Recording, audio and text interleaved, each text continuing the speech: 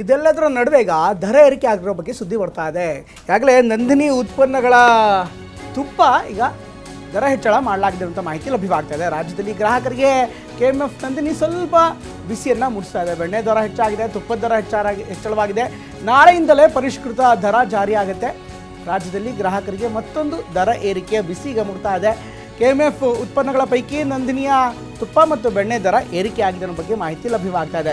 ಈಗಾಗಲೇ ಎಷ್ಟು ರೂಪಾಯಿ ಏರಿಕೆ ಆಗಿದೆ, ಯಾವ ಪ್ರಮಾಣದಲ್ಲಿ ಏರಿಕೆ ಮಾಡಲಾಗಿದೆ, ಅದರ ಪರಿಷ್ಕೃತ ದರ ನಾಳೆಯಿಂದನೇ ಜಾರಿಯಾಗುತ್ತೆ. ಅದರ ವಿವರ ಬರಬೇಕಾಗಿದೆ. ಎಷ್ಟು ಪ್ರಮಾಣದಲ್ಲಿ ಬರುತ್ತೆ ಅದರ ಮಾಹಿತಿಯೂ ಕೂಡ ಲಭ್ಯವಾಗಿಲ್ಲ.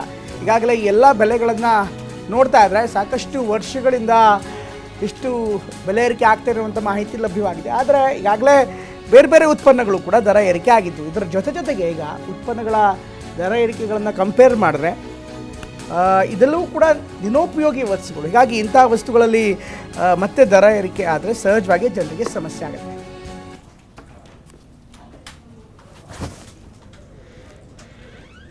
ಇನ್ನು 1 kg KMF ನಂದಿನಿ ತುಪ್ಪದ ದರ 15 ರೂಪಾಯಿ ಜಾಸ್ತಿ ಆದರೆ ಇದೇ ರೀತಿ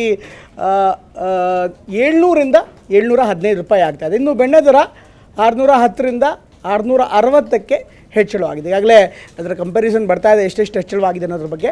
ಗೃಹ ಬಳಕೆ ಹಾಗೂ ಹೋಟೆಲ್ ಉದ್ಯಮದ ಮೇಲೂ ಕೂಡ ಇದರಿಂದ ಪರಿಣಾಮ ಬೀರುತ್ತೆ. 1 kg ನಂದಿನಿ ತುಪ್ಪ 700ರಿಂದ 715 ರೂಪಾಯಿಗೆ ಏರಿಕೆ ಆಗಿದ್ದರೆ ಬೆಣ್ಣೆ ದರ 610ರಿಂದ 660ಕ್ಕೆ ಏರಿಕೆ ಆಗಿದೆ.